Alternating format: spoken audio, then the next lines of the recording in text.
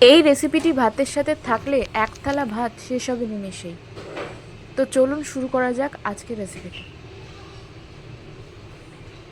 এই রেসিপিটা বানানোর জন্য আমাদের লাগবে ধনেপাতা আর কাঁচা লঙ্কা। প্রথমে ধনেপাতা আর কাঁচা লঙ্কাটাকে একটু জল দিয়ে মিক্সিতে ভালো করে পেস্ট বানিয়ে নেব।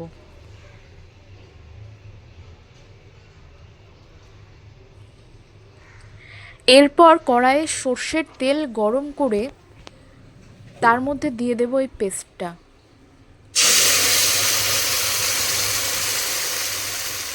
দিয়ে দেব স্বাদ মতো লবণ আর 1 চা চামচ হলুদ।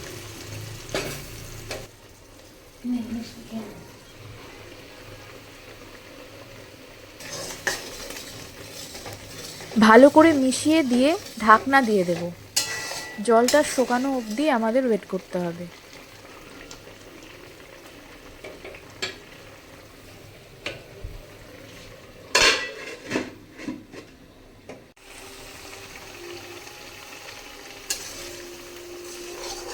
জলটা শুকিয়ে এসেছে, এরপর এর মধ্যে দিয়ে দেব 1 চা চামচ চিনি।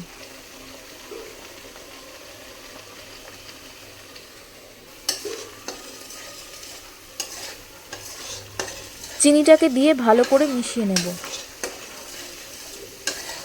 সম্পূর্ণ জলটা শুকানো অবধি অপেক্ষা করব। ব্যাস, তাহলেই তৈরি ধনেপাতা বাটা। গরম ভাতের সাথে জাস্ট জমে যায় এই রেসিপিটা।